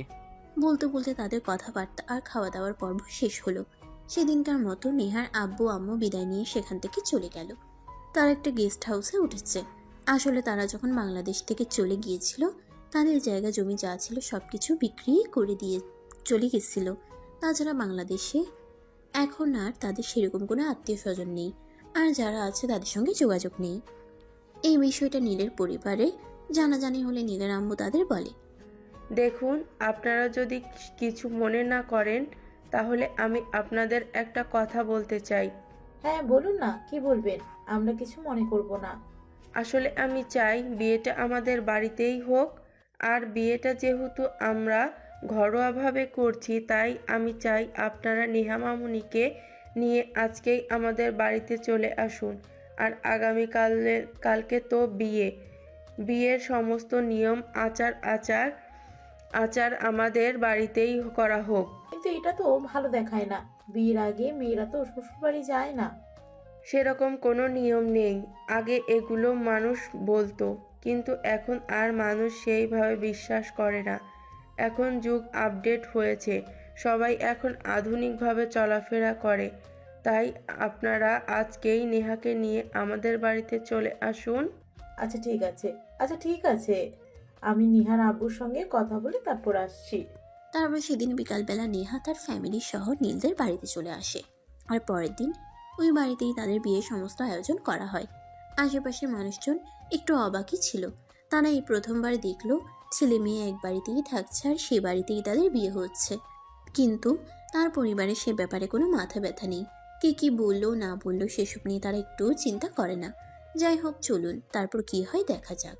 নীল আর নেহার বিয়ের কাজ সম্পন্ন হলো। ঘরোয়াভাবে খুব কাছের আত্মীয় স্বজনদেরকে বাড়িতেই আপ্যায়নের ব্যবস্থা করা হয়। খাওয়া দাওয়ার পর্ব শেষ হলে সবাই নিজেদের মতো নিজেদের বাড়িতে চলে গেল। আর এদিকে রিমি তার বন্ধুদের নিয়ে নীলের জন্য বাসর ঘর সাজানোর ব্যবস্থা করছিল। তখনই নীল সেখানে আসে। কি ব্যাপার রিমি, কি হচ্ছে? এসব তোকে কে বলেছে এসব ফালতু কাজকর্ম করতে? আমাকে কেউ বলতে যাবে কেন? আমার ইচ্ছে হয়েছিল তাই করেছি। কেন? তোর কোনো সমস্যা আছে নাকি? তোর কোনো সমস্যা থাকলেও আমার তাতে কোনো আপত্তি নেই, কারণ তুই আমার একমাত্র ভাই বলে কথা। অনেক ইচ্ছে ছিল তোকে ধুমধামের সঙ্গে বিয়ে দেব, কিন্তু যেহেতু নেহার ফ্যামিলিগত সমস্যা আছে, তারা আমেরিকায় চলে যাবে তাদের বিজনেসের কাজে, তাই তো সেটা হয়ে উঠল না। তাই বলে কি আনন্দ একটুকু করব না? তার জন্যই তো আমি তোর জন্য নিজের হাতে বাসর ঘরটা সাজাচ্ছি।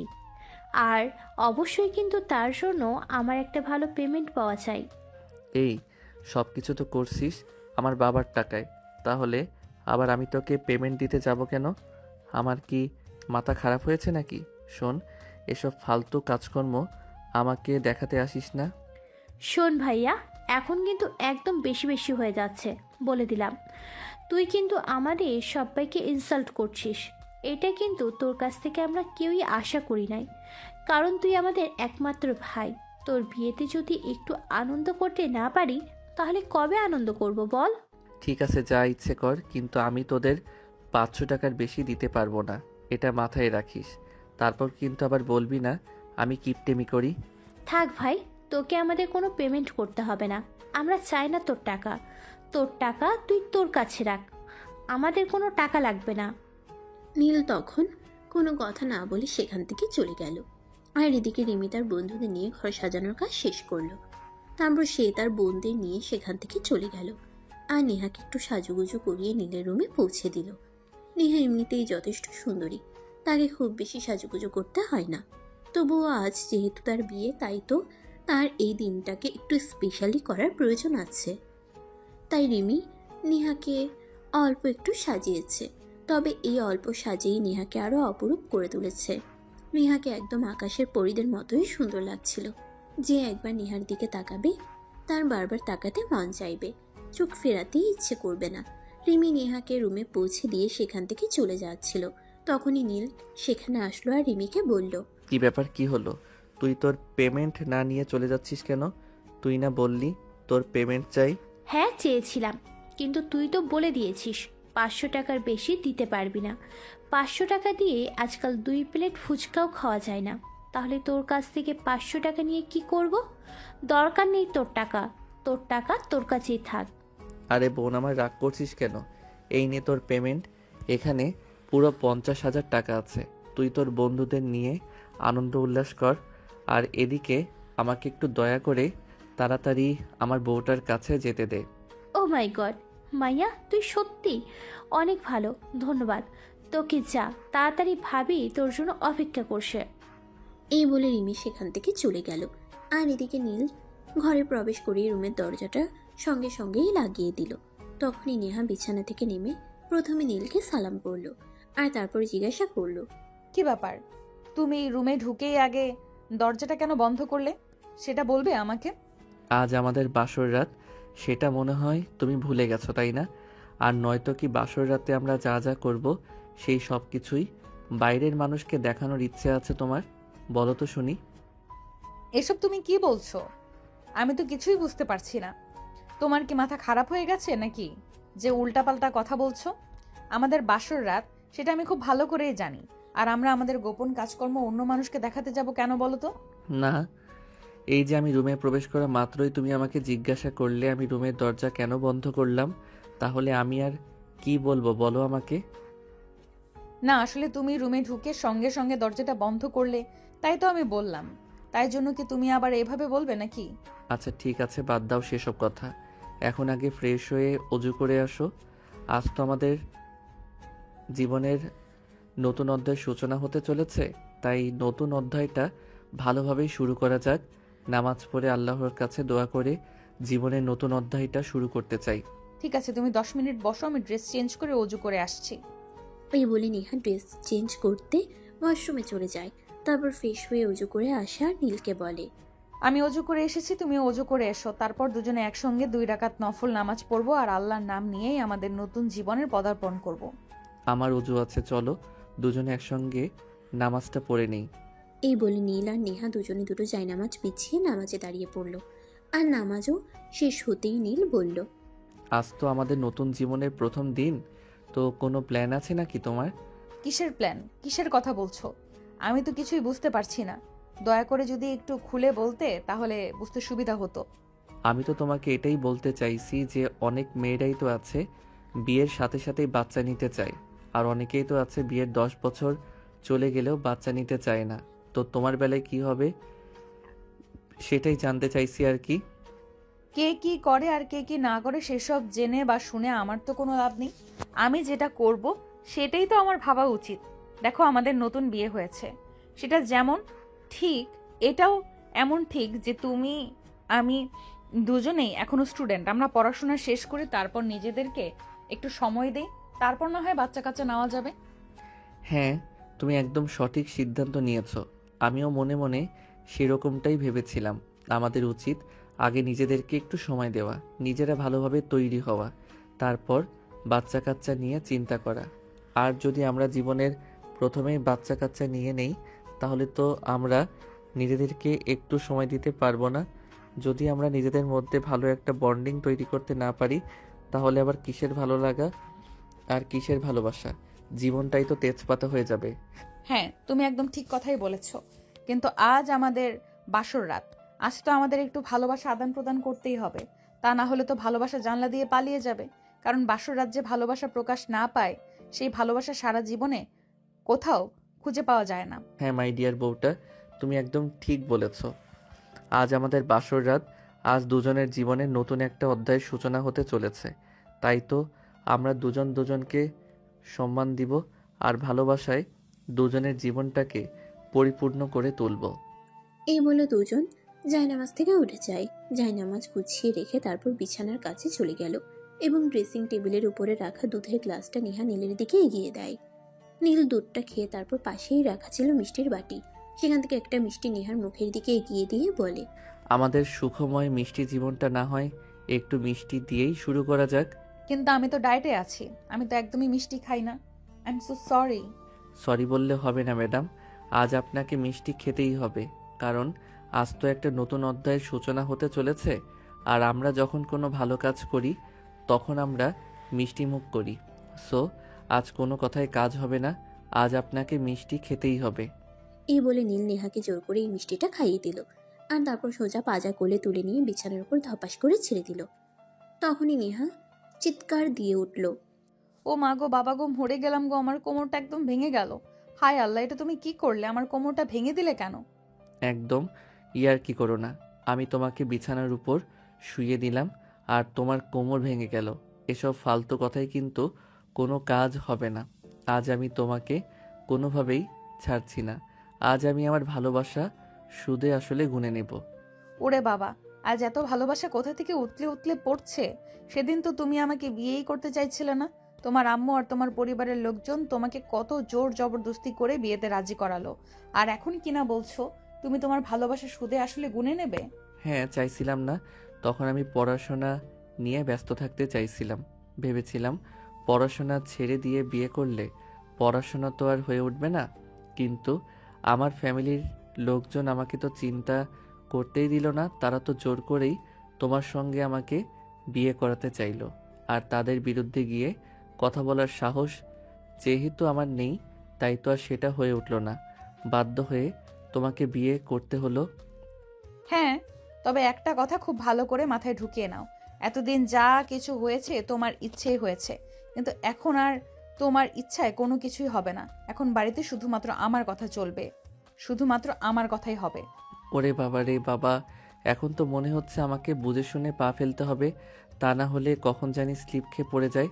যাই হোক, এসব ফালতু আলোচনা করে সময় নষ্ট করবার মতো ছেলে কিন্তু আমি নই ম্যাডাম।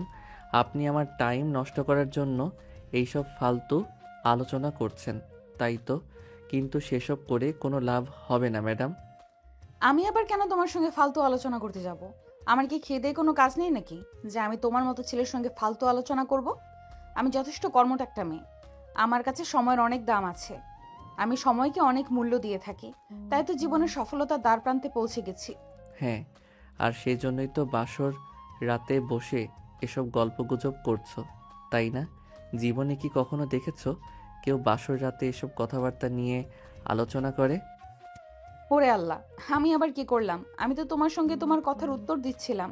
এখানে তো আমি আমার নিজের কোনো দোষ দেখতে পাচ্ছি না, তাহলে তুমি কেন আমায় দোষারোপ করছো? হয়েছে ম্যাডাম, থাক। আর প্যাচাল পারবার কোনো প্রয়োজন নেই। এখন চলুন শুরু করা যাক। এই বলে নীল নেহার উপর শুয়ে পড়ল আর নেহাকে ভালোবাসার আলিঙ্গন করতে থাকলো। অপরদিকে নেহাও তার সঙ্গে সঙ্গে রেসপন্স করছিল। দুজনেই কিছু সময়ের মতোই ভালোবাসার মহাসমুদ্রে ডুবে গেল। এরপর কেটে গেল 1 বছর। দুজনে খুব ভালোভাবে সুন্দর করে সংসার করছে, কিন্তু সমস্যা হলো একটাই, নেহার বাবার ব্যবসার কাজে নেহাকে মাঝে মধ্যেই আমেরিকায় চলে যেতে হয়, আর সেখানে বেশ কিছুদিন অবস্থান করতে হয়। সেটাই নীলের ভালো লাগছিল না, তাই সে নেহাকে বলে, নেহা, আমি জানি কথাটা বললে তুমি খুবই কষ্ট পাবে, কিন্তু আমি না বলে উপায় পাচ্ছি না, জানো। আমি তোমাকে ছাড়া একটু থাকতে পারি না। আমার খুব কষ্ট হয়। হ্যাঁ, সেটা আমি জানি আর খুব ভালোভাবেই বুঝতে পারি, কিন্তু কি করব বলো? আমার বাবার তো আর কোনো সন্তান নেই। আমার বাবার দেখাশোনা করার জন্য তো শুধু আমিই রয়েছি। তাহলে আমি যদি বাবা মায়ের দেখাশোনা না করি তাহলে কে করবে বলো? তাছাড়া বাবার ব্যবসার একমাত্র উত্তরাধিকারী হলাম আমি। সব কিছু তো আমারই থাকবে। সেই সব কিছু যদি আমি গুছিয়ে না রাখি তাহলে কে রাখবে বলো? দেখো নেহা, আমার বাবার যথেষ্ট সহায় সম্পত্তি রয়েছে। তোমার বাবার সম্পত্তি দিয়ে আমাদের চলতে হবে সেরকমটা কিন্তু নয়। তাই আমি তোমাকে বলছি, প্লিজ তুমি আমাকে একটু সময় দাও, কারণ আমি তো তোমায় খুব বেশি ভালোবাসি। তোমায় ছাড়া থাকতে আমার খুব কষ্ট হয়। Please try to understand. এগুলো নিয়ে দুজনের মধ্যে কথা কাটাকাটি হচ্ছিল। তখনই নীলের আম্মু সেখানে এসে উপস্থিত হয় আর বলে, নীল, তুমি কিন্তু একদম ভুলে যাবে না তোমার শ্বশুরমশাই আর তোমার শাশুড়ি মাকে আমি কথা দিয়েছিলাম নেহা বিয়ের আগে যেমন ছিল বিয়ের পরেও তেমন থাকবে। আমি একবারও সে ব্যাপারে কিছু বলতে চাইনি, কিন্তু সে তো আমার বিয়ে করা বউ। আমি কেন তাকে ছাড়া থাকবো? ও আচ্ছা, এই ব্যাপার, বুঝতে পেরেছি। ঠিক আছে, সমস্যা নেই। আমাদের অফিস তো তোমার আব্বু সামলে নিতে পারে। তুমি চাইলে নেহার সঙ্গে যেতে পারো আমেরিকায়। না আম্মু, সেটার কোনো প্রয়োজন হবে না। আমি আব্বুর সঙ্গে কথা বলবো এবং আব্বুকে বলবো আমাদের ব্যবসার বাংলাদেশের যে প্রতিষ্ঠানগুলো রয়েছে সেগুলোই একটি প্রার্থী, আর আমেরিকাতে যেসব প্রতিষ্ঠান রয়েছে সেগুলো অফ করে দিতে, আর তারপর বাংলাদেশে পার্মানেন্টলি চলে আসতে। কিন্তু তাতে তো তোমার আব্বুর অনেক লস হবে, সেটা কি ঠিক হবে? হয়তো তার জন্য আমার বাবাকে একটু আর্থিক ক্ষতির সম্মুখীন হতে হবে, কিন্তু সেরকম কিছুই হবে না, কারণ আমার বাবার টাকা পয়সা অনেক বেশি আছে, যেটা আমি জানি। তবে আমারও দেশ বিদেশে ঘুরে বেড়াতে খুব একটা ভালো লাগে না। তাছাড়া বিয়ের 1 বছর পার হয়ে গেছে, এখন তো সংসার নিয়ে একটু চিন্তা করা উচিত। হ্যাঁ, সেটা আমিও তোমাকে বলতে চাইছিলাম, কিন্তু তুমি মন খারাপ করবে তাই বলা হয়ে ওঠেনি। দেখো, আমাদের দেশে এরকম অনেক মেয়ে আছে যারা নিজেদেরকে সময় দিতে গিয়ে সন্তানের কথা ভুলে যায়, আর যার কারণে বর্তমান যুগে বাংলাদেশের অনেক মেয়েরাই মা হওয়ার ক্ষমতা হারিয়ে ফেলেছে। হ্যাঁ আন্টি, সেজন্যই আমি চিন্তা করেছি আব্বুর সঙ্গে কথা বলবো এবং যত দ্রুত সম্ভব আমেরিকার সমস্ত বিজনেস বাংলাদেশে নিয়ে আসার চেষ্টা করব। কারণ টাকা পয়সার পেছনে ছুটে জীবনের অর্থ বিলুপ্ত করতে চাই না। কারণ টাকা পয়সা সারা জীবন কামাই করা যাবে, তবে সন্তান না থাকলে জীবনের কোনো মূল্য নেই। হ্যাঁ নেহা, আমিও তোমাকে সেটাই বলতে চাই। দেখো, দুজনেই পড়াশোনা শেষ করেছি, বাবার ব্যবসার দেখাশোনা দুজনেই করছি। তবে এখনই আমাদের সময় নিজেদের সন্তান আর ভবিষ্যৎ নিয়ে চিন্তা করার। হ্যাঁ, একটা বাচ্চা কাচ্চা নেওয়াটা এখন খুবই জরুরি, কারণ বেশি সময় নিলে পরে হয়তো নেহা মা হওয়ার ক্ষমতা হারিয়ে ফেলতে পারে। এটা বর্তমানে বাংলাদেশের খুব কমন একটা প্রবলেম। তাই যা করবে তোমরা দুজন চিন্তা ভাবনা করেই করো, কারণ লাইফটা তোমাদের। আমরা জোর করে কোনো কিছুই তোমাদের ওপর চাপিয়ে দিতে চাই না। এই বলে নীলের আম্মু সেখান থেকে চলে গেল। আর তারপর নেহা আর নীল দুজনে মিলে সিদ্ধান্ত নিল নেহার বাবার সঙ্গে কথা বলবে। সে অনুযায়ী নেহা তার আব্বুকে ফোন দেয়। আসসালামু আলাইকুম আব্বু, কেমন আছো তুমি? আম্মু কেমন আছেন? ওয়ালাইকুম আসসালাম মামুনি, আল্লাহর রহমতে আমরা দুজনে খুব ভালোই আছি। তোমাদের কি অবস্থা? তোমরা কেমন আছো? আর তোমার শ্বশুর শাশুড়ি কেমন আছে? এই তো আমরা সবাই খুবই ভালো আছি। তোমার সঙ্গে একটা জরুরি বিষয়ে কথা বলার জন্য ফোন দিলাম। জানি না তুমি কি মনে করবে, কিন্তু আমার মনে হয় কথাটা বলা উচিত তোমাকে। হ্যাঁ বল, কিছু বলতে চাইলে তোমাকে আবার অপেক্ষা কেন করতে হবে? তুমি তো আমার একমাত্র মেয়ে, আমি তোমাকে সব কথাই শুনতে রাজি আছি। বল কি বলবে? আসলে আব্বু, আমি চাই তুমি তোমার বিজনেস এবং যা কিছু আছে সব কিছু নিয়ে পার্মানেন্টলি বাংলাদেশে চলে আসো।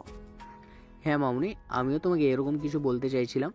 আসলে এখন তোমার বিয়ে হয়েছে, সংসার হয়েছে, এখন তোমার উচিত একটা বাচ্চা কাচ্চা নিয়ে চিন্তা ভাবনা করা।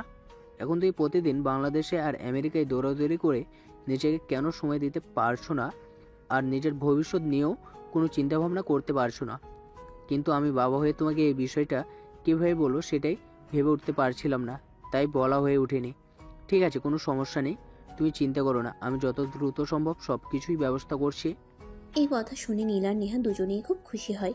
আর তারা কিছুদিনের মধ্যেই আমেরিকার সমস্ত ঝামেলা চুকিয়ে বাংলাদেশে চলে আসে। এরপর চলে গেল আরও 2 মাস। ইতিমধ্যে নেহার শরীরে কিছু ব্যতিক্রমী প্রভাব দেখা যাচ্ছে। নেহার ইদানিং খুব বেশি শরীর খারাপ করছে, মাথা ঘুরাচ্ছে। তাই নীল নেহাকে নিয়ে ডক্টরের কাছে গেল। ডক্টর নেহাকে কিছু টেস্ট করাতে বলল। আর টেস্টের রিপোর্ট আসলে নীল আর নেহা জানতে পারলো নেহা প্রেগনেন্ট। এই খবরটা শুনে নীল আর নেহা দুজনেই অনেক খুশি হলো। আর সঙ্গে সঙ্গেই তারা ক্লিনিক থেকে বের হয়ে একটা মিষ্টির দোকানে চলে গেল। সেখান থেকে তারা অনেকগুলো মিষ্টি নিয়ে নেহা মা হওয়ার আনন্দে সারা এলাকায় মিষ্টি বিতরণ করলো। আর তারপর তারা বাসায় আসলো। বাসায় আসতে না আসতেই রিমি নেহাকে জড়িয়ে ধরে চিৎকার করে বলতে লাগলো, ভাবি, তুমি জানো আজ আমাদের সবার জীবনের সবচেয়ে খুশির একটা দিন।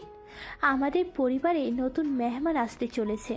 জানো না তুমি আমাদেরকে কত বড় একটা উপহার দিতে চলেছো? আমাদের গোটা পরিবার তোমার কাছে কৃতজ্ঞ। আরে এটা এমন কি, মা হওয়াটা আমার জন্য খুব জরুরি ছিল। তুমি জানো না তোমরা কতটা খুশি হয়েছো। তার চাইতে আমি বেশি খুশি হয়েছি, কারণ একটা মায়ের কাছে তার সন্তানের আগমনের বার্তাটা কতটা খুশির সেটা যখন তুমি মা হবে তখন বুঝতে পারবে। হ্যাঁ মামুনি, তুমি একদম ঠিক কথাই বলেছ। মা হওয়া ছাড়া কখনোই মায়ের অনুভূতি বোঝা যায় না। তোমাকে অসংখ্য ধন্যবাদ আমাদের নতুন মেহমান আসার খবরটা দেওয়ার জন্য। তবে হ্যাঁ, আরেকটা কথা, আজ থেকে কিন্তু তোমার কোনো কাজ করা চলবে না, না তো ব্যবসা আর না তো বাড়িতে সব কিছু আমরা সকলে সামলে নিব। তুমি এখন থেকে ফুল রেস্টে থাকবে। তোমার পেটে আমাদের পরিবারের নতুন সদস্য আসতে চলেছে। এভাবেই শুরু হলো নীলের পরিবারে খুশির জোয়ার। আর সবাই মিলে সুখে শান্তিতে একসঙ্গে বসবাস করতে লাগলো। আর অপেক্ষা করতে লাগলো কখন তাদের কোলে নতুন মেহমান আসবে। তো ভিউয়ার্স, আমরা আর তার জন্য অপেক্ষা না করে চলুন আজকের মতো বিদায় হই। দেখা হবে আবারও নতুন কোনো গল্পে। সে পর্যন্ত সবাই ভালো থাকবেন, সুস্থ থাকবেন এবং গল্পটি ভালো লাগলে অবশ্যই কমেন্ট করতে ভুলবেন না। সমাপ্ত।